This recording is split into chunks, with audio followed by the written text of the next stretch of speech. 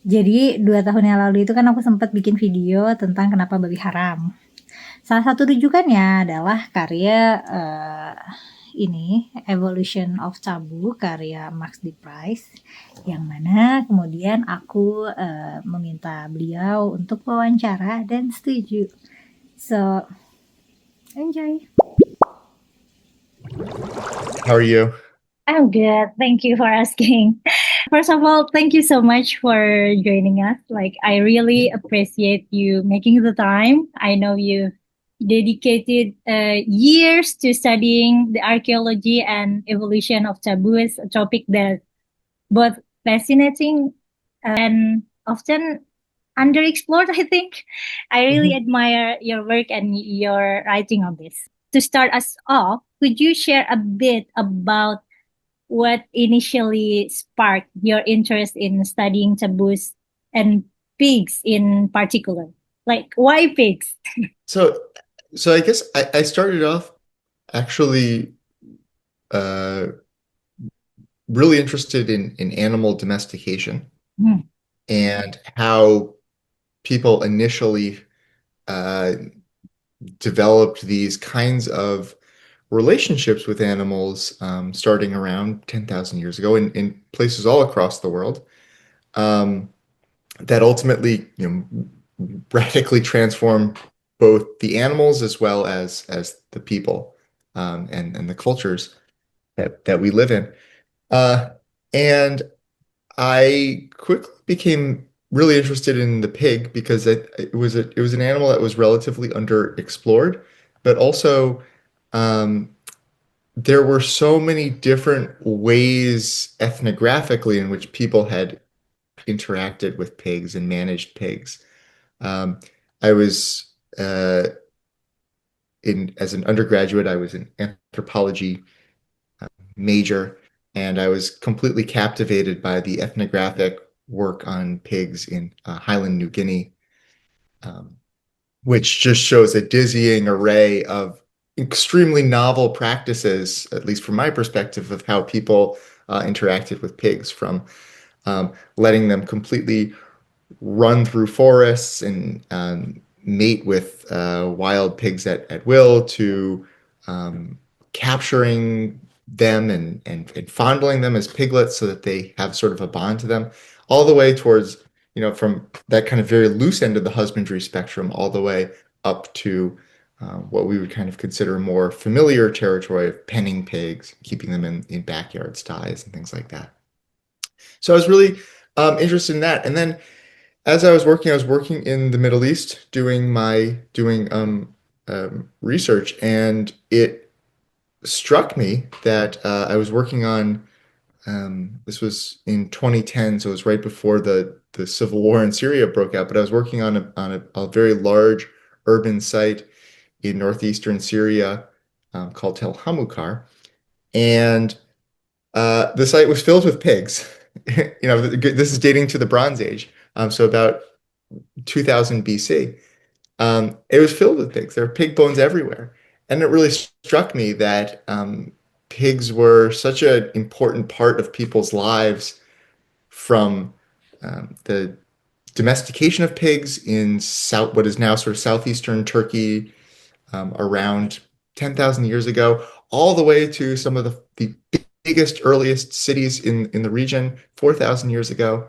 And then something happened, and pigs are no longer a major part of people's diet. So it really kind of struck me that there was this whole world of humans and pigs that uh, we didn't see today in this region.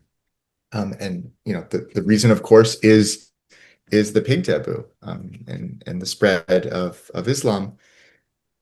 And so I sort of wanted to understand that a little bit more about how and where that came from. And the more I read on it, the more dissatisfied I was with a lot of the answers that I was reading. It just didn't. A lot of them seemed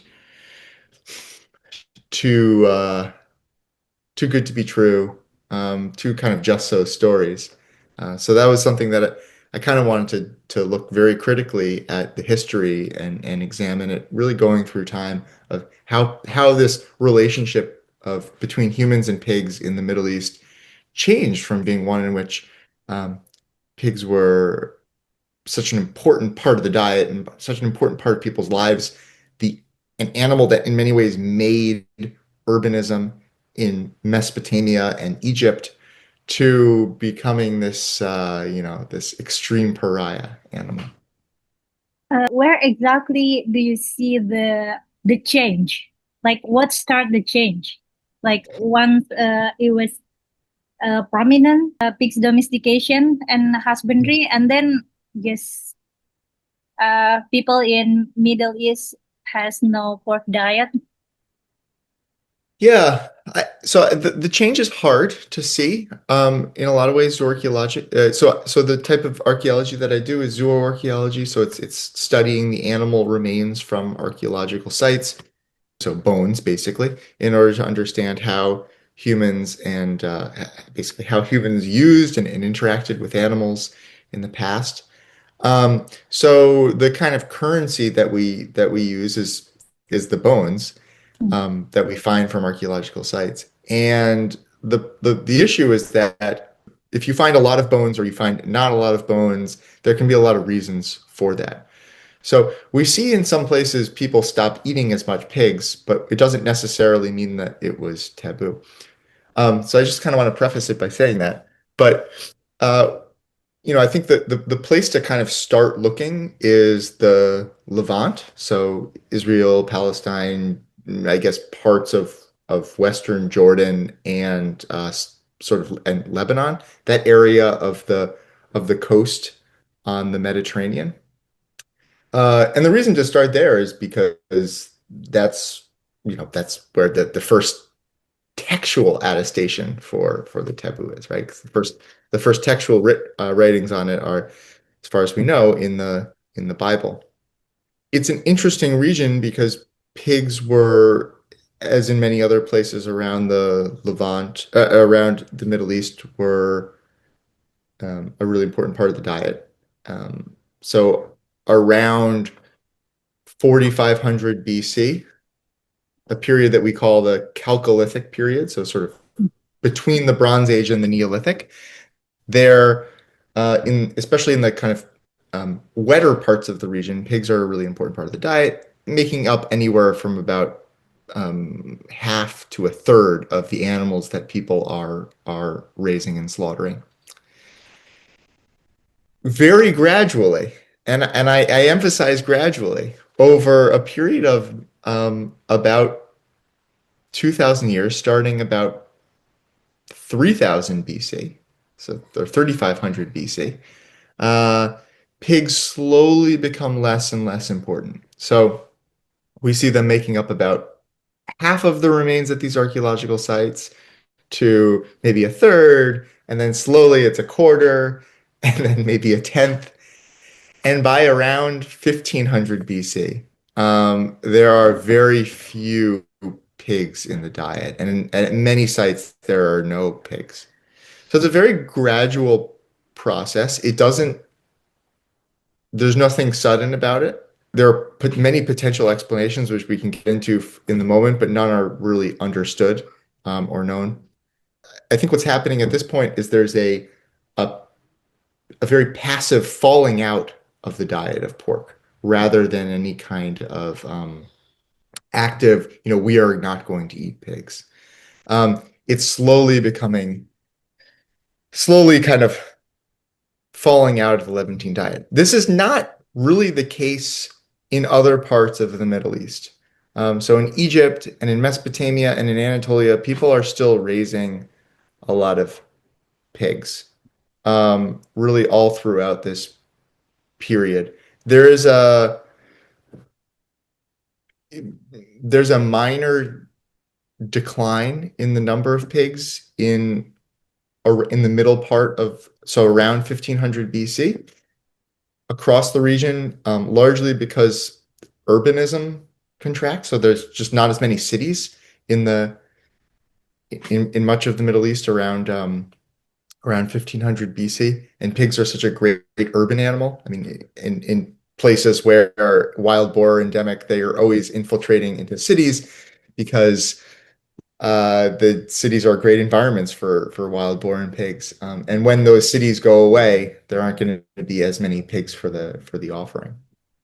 Um, but despite that kind of small dip, everywhere else, Egypt, Mesopotamia, Anatolia, people are still raising pigs. So it's kind of just in this Levantine area where we kind of see this change from being a very pig friendly. I know pig friendly is the wrong word, but people eating quite a bit of pork in the diet to slowly over time not eating as much. And it's interesting that it's happening there because, of course, um, centuries later is when you get the first texts that are laying down this very famous famous prescription against pigs. Uh, why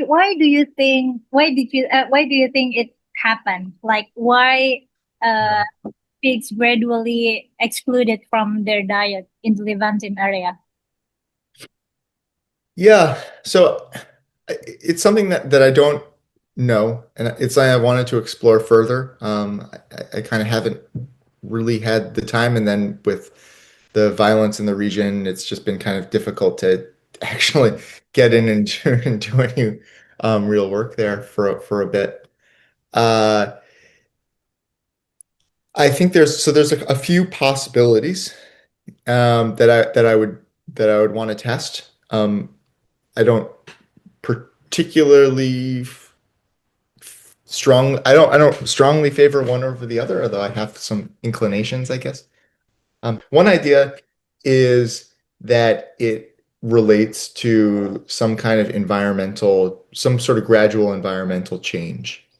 Um, and one thing that is possible is if we look at how people manage pigs the across the world. One way that people often do it, especially in Mediterranean areas, is fattening pigs seasonally. So in the fall, so in like October, November, December, on hardwood forests that bear various nuts. So the biggest one would be acorns.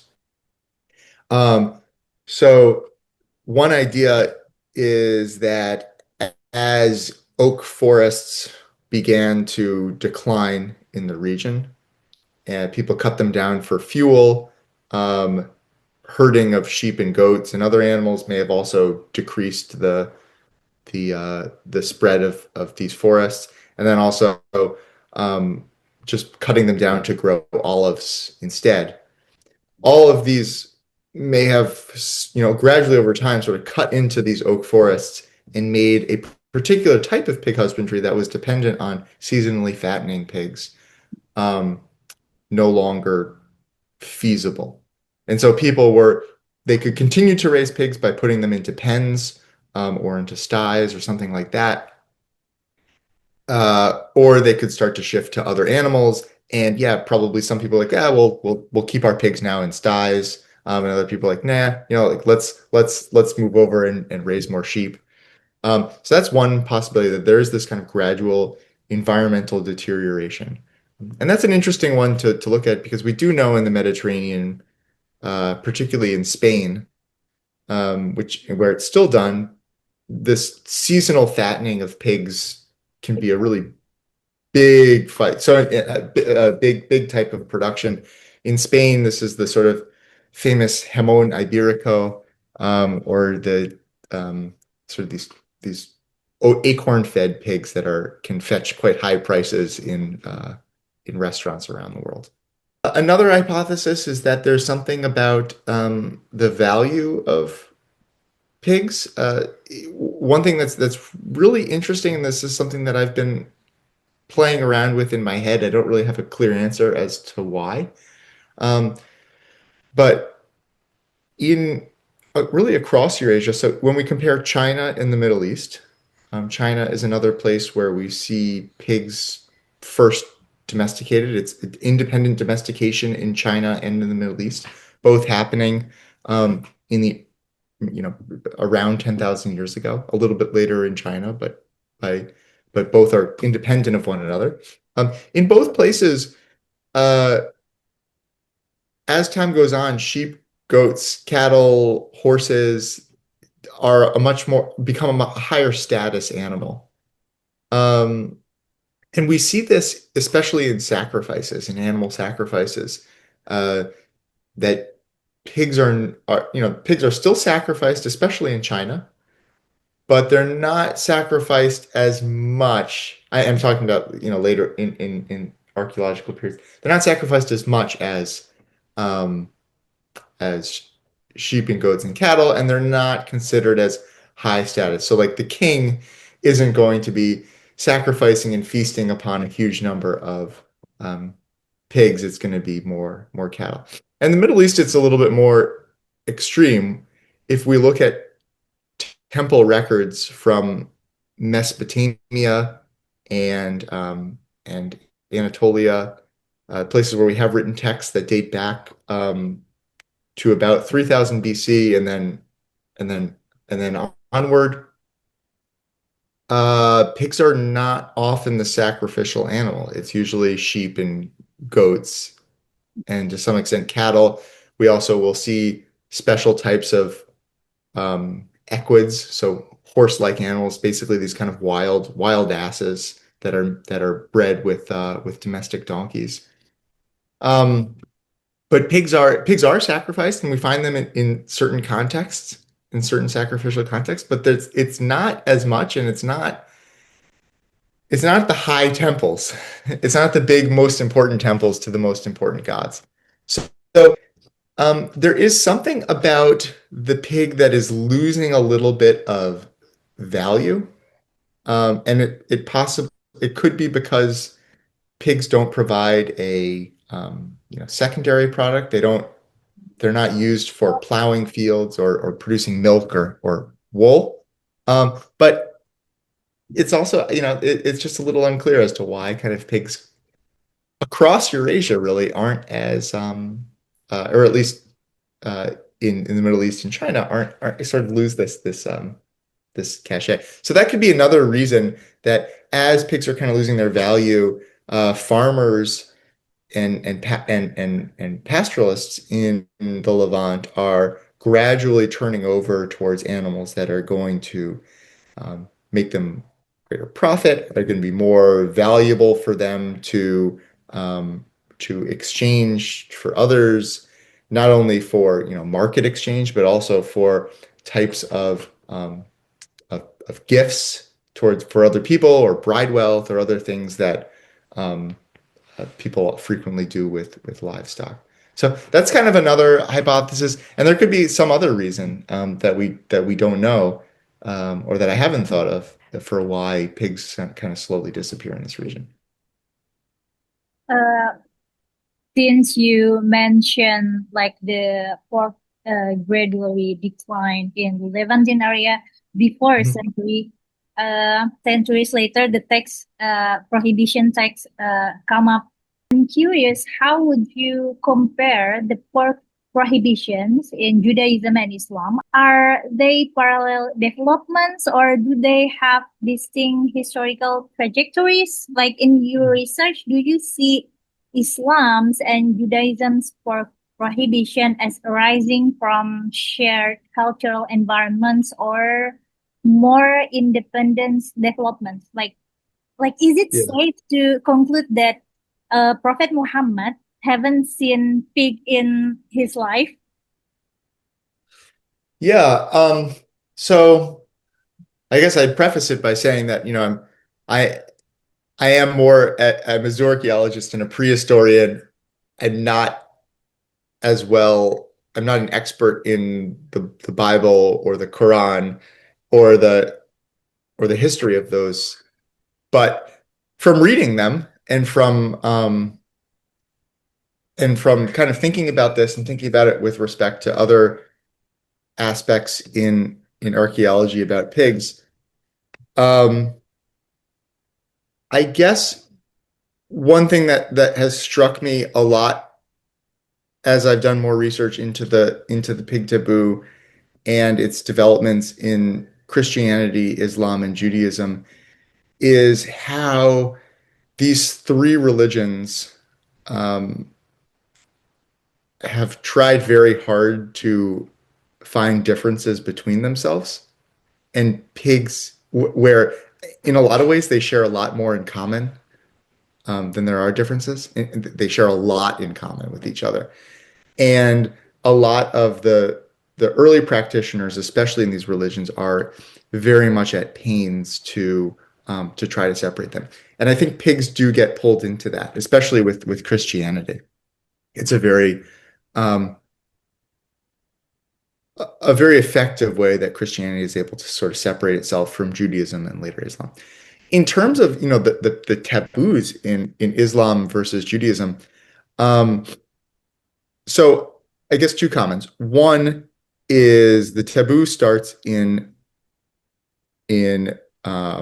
arguably it starts before Judaism as we fully sort of what we would call Judaism today. Because Judaism as a religion, most scholars would date that to the exile um, of priests and the elites of the kingdom of Judah to Babylon in 586 BC.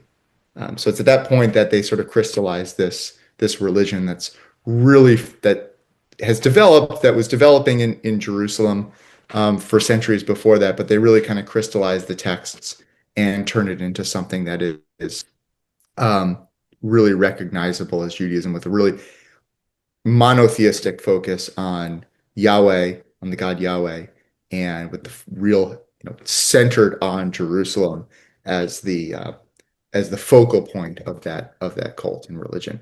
And that's, of course, what survives up until to the building of these big temples, the first and second temple, and then when those are destroyed, you get the rabbinic Judaism, which is the Judaism of today, which still has a high focus on Jerusalem, but no longer has a temple as its main focus. So it's a little bit more dispersed. So just kind of putting that into a little bit of context, the taboo predates Judaism in that sense. It's part of this earlier Israelite cult. I guess we can kind of speculate about where it comes from in those original texts later, but as it develops, it becomes a core part of Jewish thought and ideals. Um, there's a huge Jewish influence in the Hijaz region in um, in modern day Saudi Arabia. The Quranic history, the story of Muhammad is quite clear about that. I mean, it's right there in the text. There's also not a whole lot of pork being raised in the region, so these archaeological sites don't have a lot of pork. There hasn't been that much zooarchaeological work in this region for sure. But this excavations that we do have suggest there's really not a lot of pigs. Oftentimes it's none at all. Um, I think the Quranic taboo, the Quranic prohibition is really interesting to compare to the one in the Bible, because the Quran itself, strictly the Quran, not the hadiths and the other sort of later commentary, but the Quran itself, the only animal that it bans is the pig. It bans blood, it bans carrion, it bans animal sacrifice to other gods, but the only like species that it names is the pig. Whereas the biblical text, they ban a whole, like, the pig is just one of a long list. There's nothing special about the pig if you read the text of Leviticus, which is the biblical passage that bans it. So something's definitely happening in this period between when the biblical texts are written and in the middle part of the first millennium BC, and when the Quranic texts are written in the 7th or 8th century, or whenever you want to date the writing of those texts to make the pig the most important part of this taboo. And again, I'm not a theologist. I'm not an expert on religion, but one thing about Islam that I've that other scholars have talked about that I find really interesting to think about with the pig taboo is that it in its early foundations, it tried to present itself um, as a religion that was that was trying to that was speaking to both Judaism and Christianity and trying to find a place for itself within this larger kind of space, while still adhering to the same basic principles, while still praying to basically the same God and adopting many of the same ideals. And what it does is it kind of says, well, Judaism is really focused on these practices, these rituals, these rules and laws. The Torah itself is which is the most, which is the document in Judaism, the first five books of the Bible. It's really about kind of saying what you can and can't do. And there's hundreds of these next. Christianity is less focused on what you can and can't do, and less focused on rules of behavior, and more about kind of having a spiritual unity with Christ. It's more of a kind of spiritual, again, at least in theory, and less about kind of ritual. Islam is kind of trying to present itself as a middle ground where we are going to Christianity has gone too far off the rails. It's there's not enough of the important rituals that that the God Allah or Yahweh or whatever the name is clearly put in place. But Judaism, on the other hand, is too tied up in its rules. So Islam is sort of is presented as this kind of happy medium, and it's only going to take the most important ones. So things like praying in a particular direction, Jerusalem versus Mecca,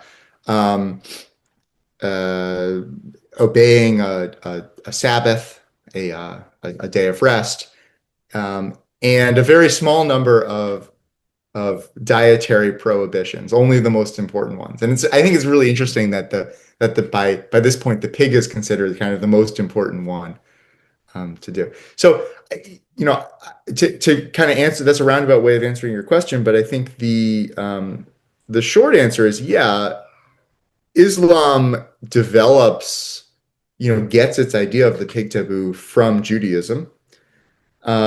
It does so. Islam is developing in it's not a Levantine Yes.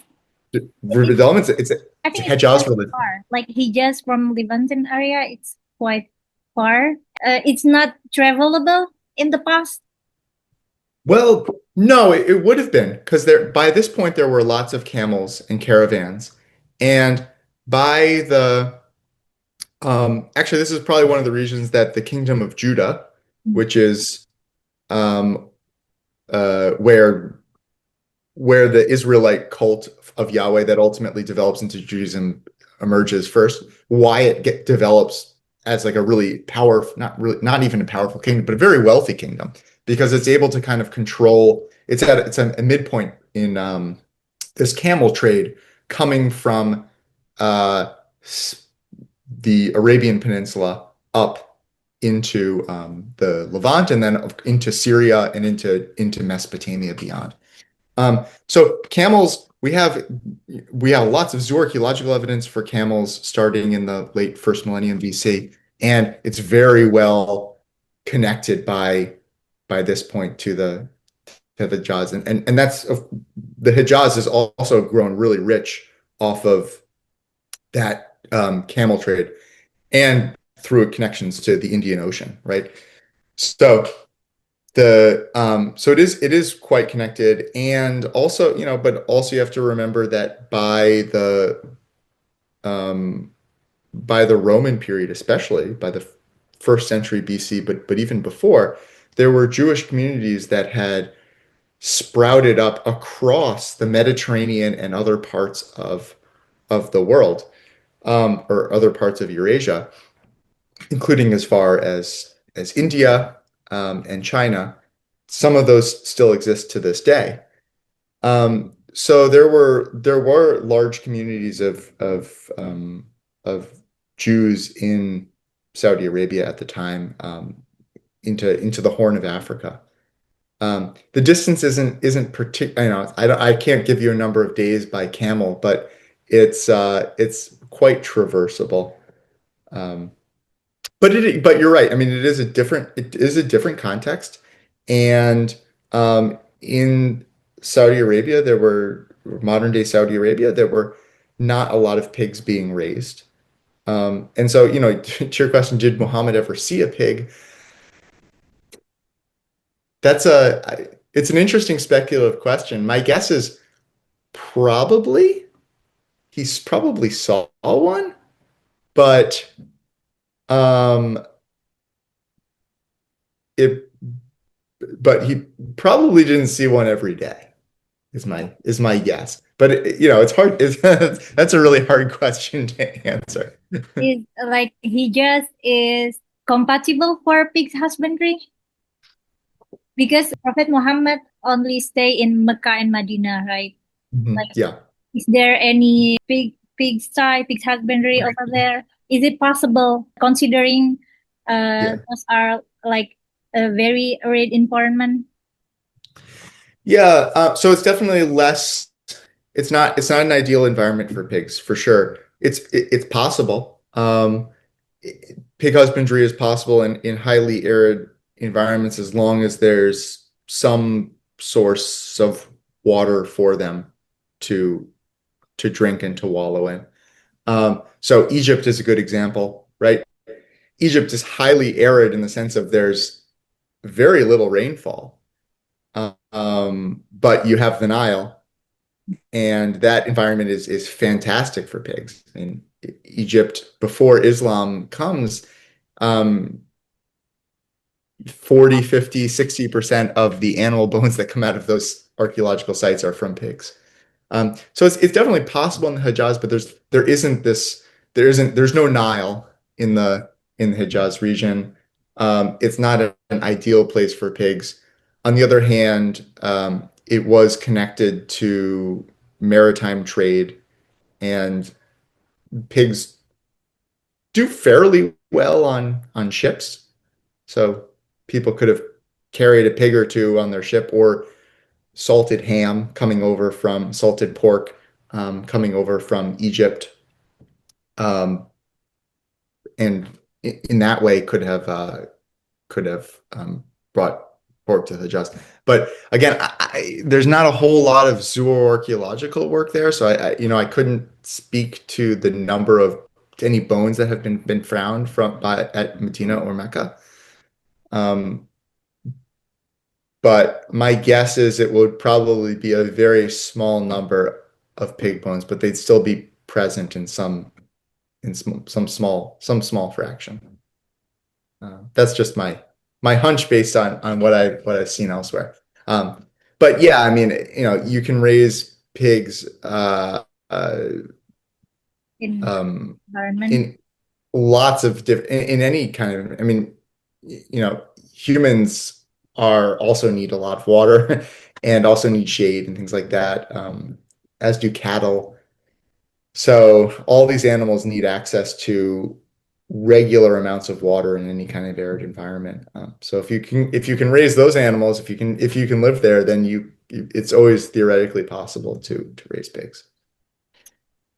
Well, so in Indonesia, in a way, the ecological rationale that might have made sense in the ancient Middle East or Middle East in general doesn't directly map onto us. Like, I wonder what you think about how taboos, particularly about pigs, can travel and get adopted in places with very different ecologies. Anti-pork diet is very, Mhm. very, very serious. Like, we take it very seriously here. Like, maybe we have the world's largest Muslim population, where the Mhm. no pork rule is a core part of religious practice. But at the same time, we also have some diverse communities. We have Bali, Batak, and Toraja, where pork is central to the rituals and the cuisine. Mhm. And For some extreme cases, I want to share a bit of some context here, just so you can see how intense Yeah. and socially charged this topic can be here in Indonesia. I Mhm. come from a Muslim background myself, and here the no pork rule isn't just about personal piety. It can be really socially enforced in very strong way. Like for example, if there's a food festival featuring, let's say Chinese cuisine or Balinese cuisine, they serve pork. You might see people trying to shut it down or Mhm. Yeah. intimidate the vendors. Yeah. It can get that heated. And there was even a case of a woman. I think she is a content creator on TikTok who filmed herself eating pork and saying Bismillah before taking a bite. She actually got sentenced to 2 years in jail for that. Oh wow. Okay. Wow. Wow. And, Yeah. and there was another incident that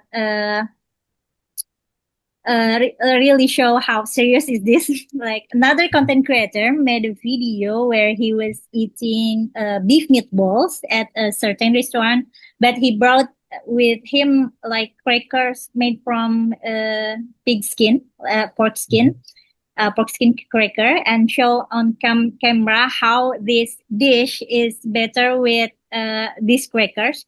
And people on social media were so outraged that the restaurant felt pressured to destroy all their cutlery and replace it with Wow. brand new ones, just to reassure customers that nothing was contaminated. Yeah. Yeah. Yeah. Yeah. Meanwhile, I myself received a series of death threats simply for trying to explore explanation for the anti-pork diet beyond what's written in the Quranic scripture. I have a degree in Islamic theology, by the way. Oh, okay. Okay. Oh, interesting. Yeah. Okay. Yeah. Yeah. So the question is like, given how strongly these taboos are enforced socially and Mhm. even legally in place like Indonesia, how do you see your idea of taboo as adaptive adaptive taboo playing here? Do you think this kind of modern, really aggressive enforcement are still serving any useful social function, or is this more of Yeah. maybe is it maladaptive taboo that's lost its original context? Perhaps. How do you Yeah. see food taboos like pig taboos Yeah. functioning as boundary markers in such Yeah. plural societies? Have you seen Yeah. similar pattern elsewhere in the world where food taboos help delineate social or religious group? How Yeah. might these taboos reinforce solidarity within groups, but also create tensions between them? Like it's just pork; it doesn't make Yeah. strong sense, right? Yeah. I'm really glad you asked that. And I love the examples. Those are fantastic and they're fun to compare with the stories I know a little bit more closely with respect to Jewish communities in Europe, which are in many ways basically the same as the ones you've been describing in Indonesia. Just to kind of clarify, I don't subscribe to the environmental explanations for the taboo. I think there was a very influential article. This is one of my sort of growing, I mentioned my kind of growing dissatisfaction with a lot of the stories and theories about the pig taboo as I got interested in it. And one of the ones that really struck me was an idea by Marvin Harris, who is an anthropologist, who wrote a very influential book the on taboos and why people do what they do. And it was environmental determinism. So it was all about the environment. And I think this really got me wanting to write a book about the pig taboo because people actually believe this, and it was so wrong. Which is, he said, the spread of Islam um, basically ended at the places where the environments where that are good to raise pigs. And I was so struck by this because Indonesia is you couldn't imagine a better place for pigs in terms of an environment because it's a natural environment because it's where the genus evolves first. This is where Sus is from. There's several different species of Sus in the various islands and areas of Indonesia. Um, and it's also the largest Muslim country, right? So it's obvious, it's clearly that's clearly not what's the explanation for it. And yet that was a big, it was taken very seriously by a lot of anthropologists and historians and still is. Um, my understanding of the pig taboo is that it develops in some ways for unclear reasons. As I was saying in the Levant, I think what it's starting off as a kind of initially and largely unconscious lack of pork in the diet that happens for some reason, and that eventually becomes part of people's identity.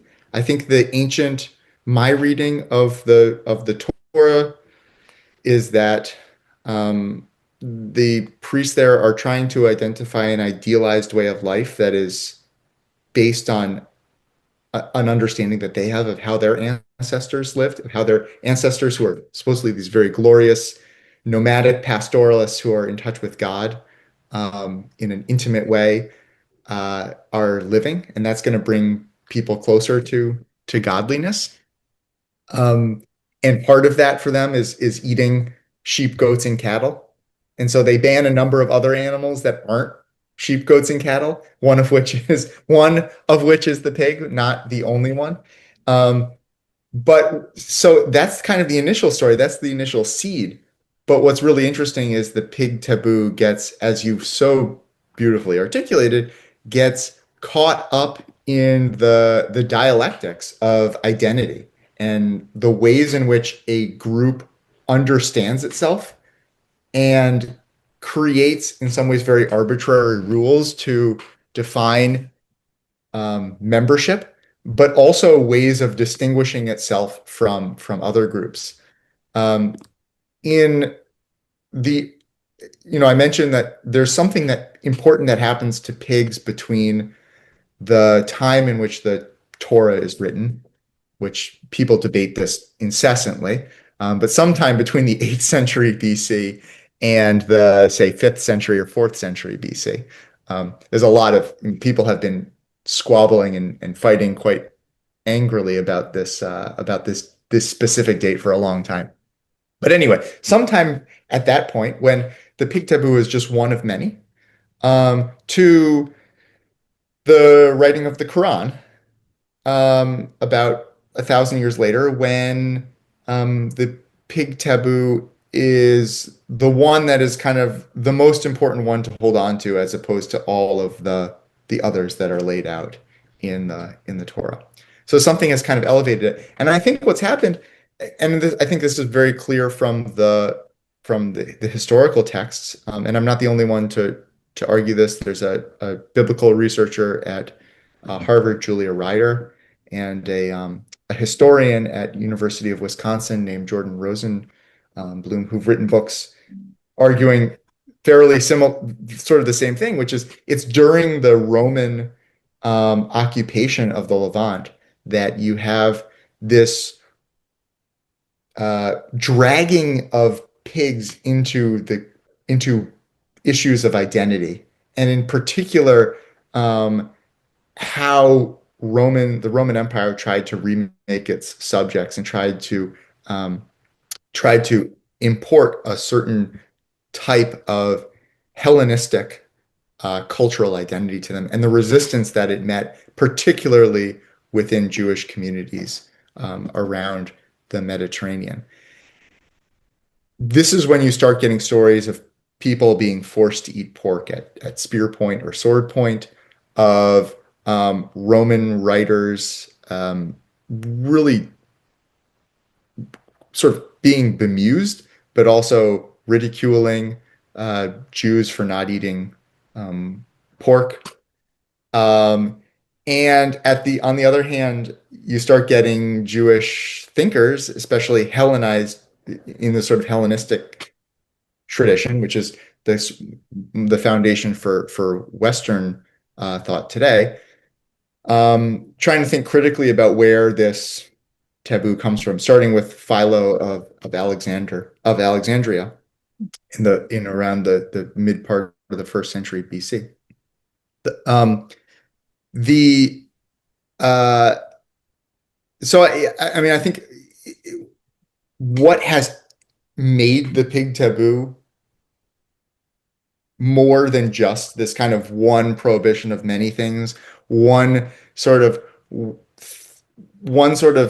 aspect of life that the initial biblical authors thought would connect them to this ideal of their ancestors.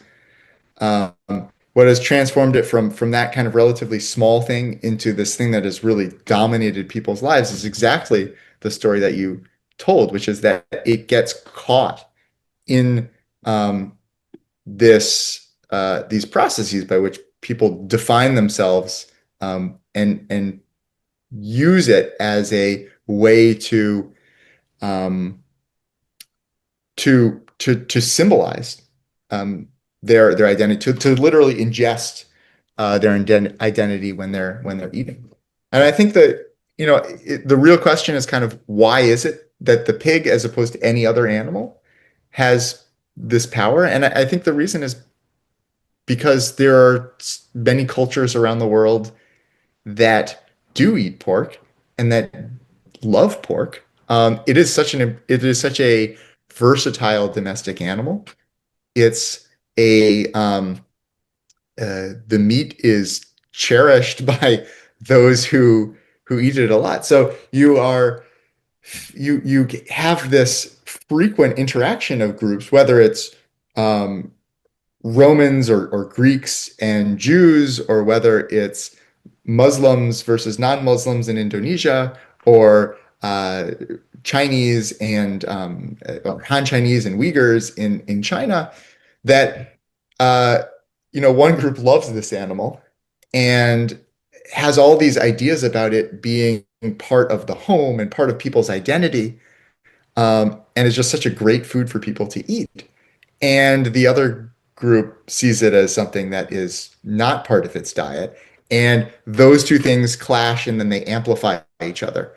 And so the story of the pig taboo, the evolution of the pig taboo from my perspective is really about each side becoming more and more entrenched, taking the pig and symbolizing it and really elevating it to something that it never was before. And I kind of uh, I thought, I always kind of think about what would happen if we took the biblical writers and sort of, or Muhammad for that matter, and brought them into today and asked them to kind of comment on how people view pigs and pork. And I think they would probably say, people might be taking this a little too far. They probably didn't attach as much importance to it as I don't think they attached as much importance. I think it's pretty clear they didn't attach as much importance to it as people do today. But that's what's so fascinating about it, right? Is that it is uh, people have searched for this grand explanation for the taboo. That there must be something deep about the nature of the pig, or about environments, or about something in history that happened. But I think the reality is both in some ways more boring, but also in a lot of ways more fascinating for what it means to be human, which is that it is actually a very minor feature of a diet that ultimately becomes caught up in politics and identity. And the real story is about why and how people form identities, and why and how people um, choose to create markers that symbolize belonging and not belonging, and the lengths that people will go to defend these relatively arbitrary um, markers, right? In some ways, it's maybe a crass, um, but I think in the nature of your show, it's kind of maybe a fun illustration. In some ways, it's like how football clubs, people get so involved in them and will actually brawl, and sometimes even, I mean, in extreme cases, will kill each other um, over what? A shirt, a symbol, a flag for a team that plays a sport, right? So people can get really wrapped up in these symbols, especially when they become tied to one's identity, and they will go to incredible lengths to defend them and to really hate the other that doesn't do it. Yeah. Um, That's fascinating because even in Muslim community, that's not that where they're not very religious, like they would do non-marital sex. Yes, they drink or yeah, they do other sinful stuff, but no pork. Like yeah, right. like pork diet is uh in every another level. Like they won't Yeah, touch pork. yeah. Yeah, no, so it becomes, I mean, in some ways and I guess maybe this is another, kind of reason it gets so caught up. It's a relatively easy thing to not eat. I mean, you can eat beef, you can eat mutton, you can eat other animals that are just as tasty. So you can live your life, whereas, in alcohol or premarital sex, like these things, there's kind of no substitute for them, right? Um, uh, so yeah, I think it's an interesting aspect. I mean, you certainly see that in more secular Jewish communities and Muslim communities uh, in the U.S. and Europe as well, where kind of pork is often the last castle to fall. So, in the context of seeing food taboos, as some people see pigs taboo, especially Muslim and Jewish, is an absolute rule and unchanging, right? Uh, what do you see as the biggest challenge in helping people view food taboos as historical and cultural constructs, or in an anthropological sense rather than unquestionable moral rules? Yeah, I get this question sometimes where it's, do I agree with the pig taboo or not? And I don't really have a perspective. I mean, I certainly wouldn't. It's not up to me to tell people how to live, and it's certainly not up to me to tell people how to interpret their religion and their identity. And to some extent, I think that I don't think the pig taboo causes particular harm to society in the way that I think other taboos the particularly in the Bible have. So, for example, the taboo on the law against homosexuality, I think, had a big negative impact particularly in Western cultures. Well, in Eastern cultures too. But so I think the pig taboo is relatively innocuous in that sense. Is sort of like you can try to choose to not have it. I think where it does become a it does cause problems is the conflict that it can generate, where people either can be violent against people who eat pork, or pork becomes an easy, and we see this a lot in the West, where pork is used to vandalize and terrorize Jewish and Muslim communities. So people will throw like pork at a mosque, um, or a synagogue, as a way to it's a very easy expression of hatred. Um, so in that sense, you can those are the real problems we see with the pig taboo. In terms of getting people, understanding that it's a historical process, I think is just as hard for scholars as it is for non-scholars. I think scholars are just as susceptible to wanting a big, easy answer to a practice that is so dominant in people's lives, as opposed to, this more historically contingent and context-based approach in which the pig taboo kind of it develops as from nothing and kind of becomes slowly, gradually over time becomes something that is more important.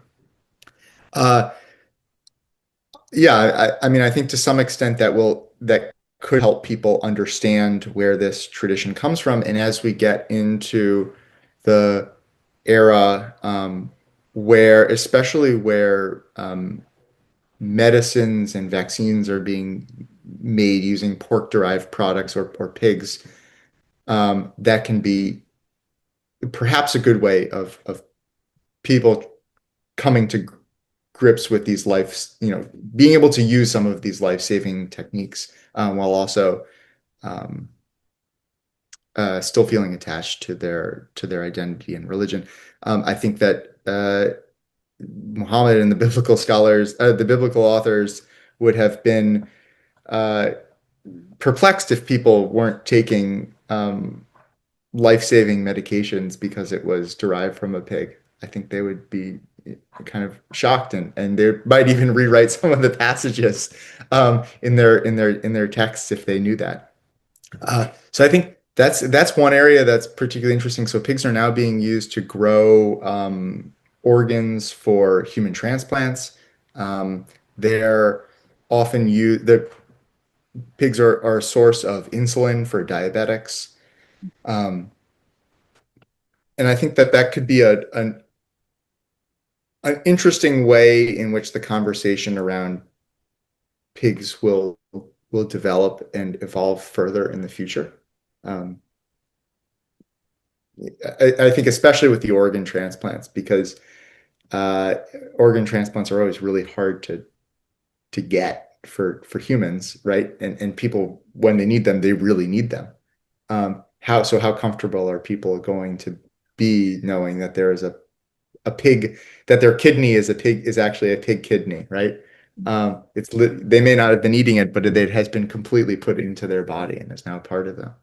Um, so I think that will be, I think a really interesting, and I know already is a really interesting and important issue for theologians and religious leaders, but also,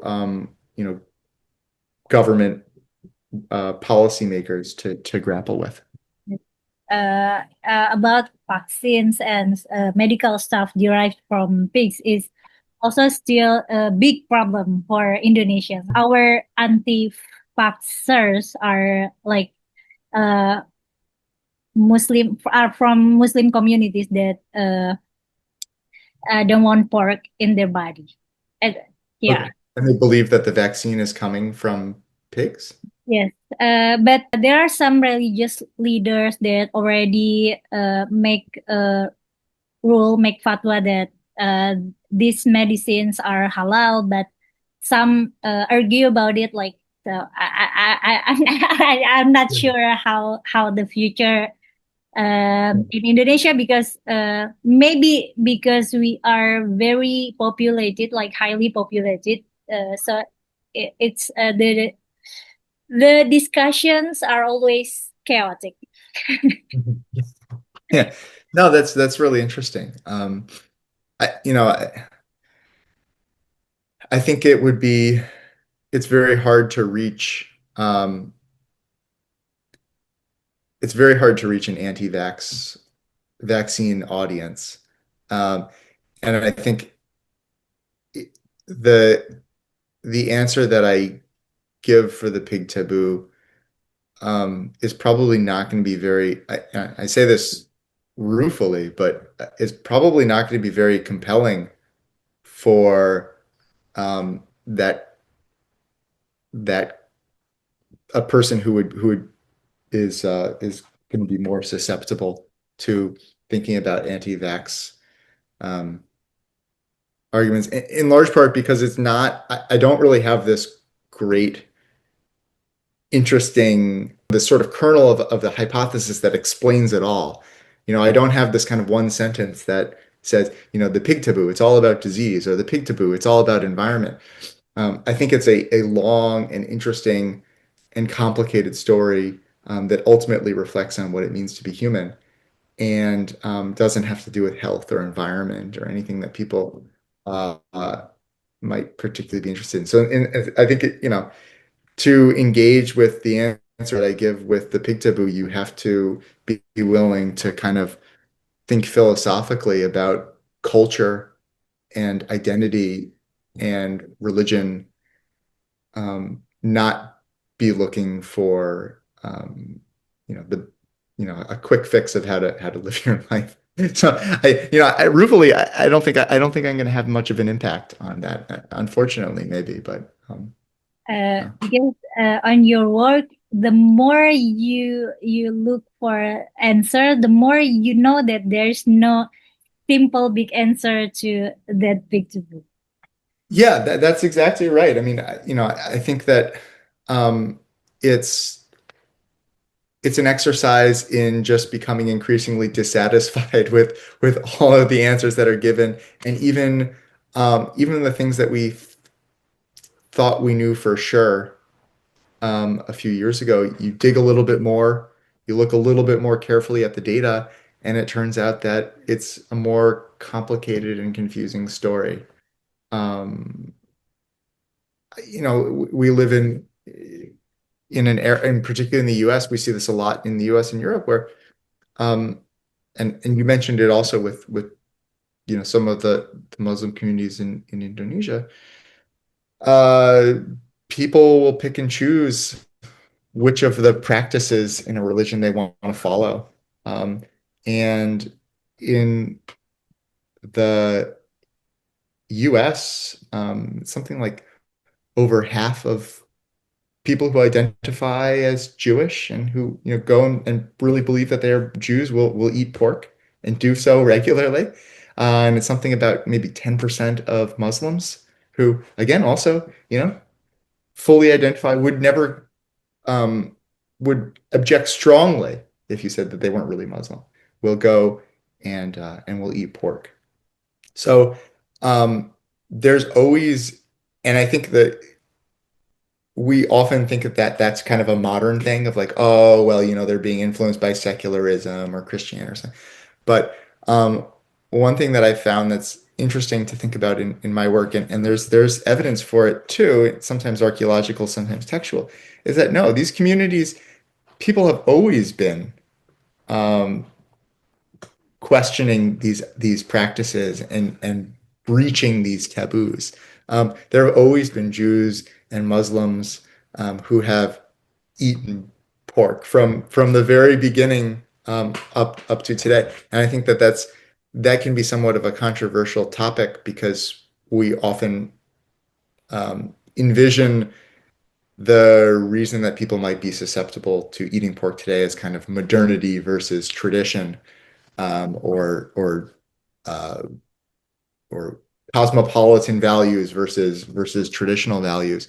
Um, but no, I think these aspects of identity and religion are always up for some kind of negotiation, and people will be people and test the boundaries. Yeah. Uh, Thank you so much, Max. I think your explanations really help us or help me to realize that if if we want answer that really answering like not because like in a theological sense why pork is prohibited is not answering right and Mhm. when we look for the answers, I really appreciate your sharing your insight with us, and thank you for thank you for this session. I really appreciate it. Thank So you for having me. yeah, it's the end of our conversation. So have a Great. good day. Thank you. Okay, great. Thank you, Camila, for having me, and have a good evening. Yes, thank you for making it happen. See ya. There are no big definite answer about why and how uh, pigs are prohibited on Yeah, in some group of people. yeah, yeah. I think that's right. I think a religious explanation is, ultimately about faith and Obedience.